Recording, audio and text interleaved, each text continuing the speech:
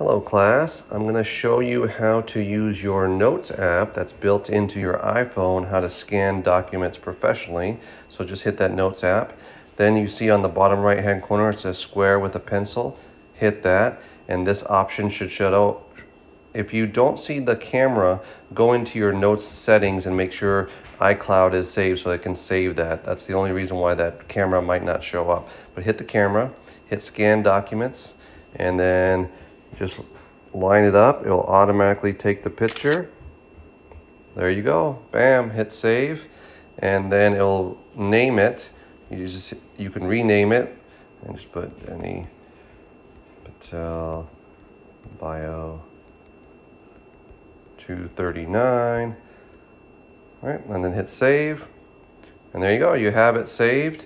And you can hit this, see this box with the arrow? You can text it to somebody, you can email it to yourself, you can email it to your desktop, right? And save it and then upload it onto Canvas. That's what I'd like you to do so you have nice professional looking homework assignments and PDFs.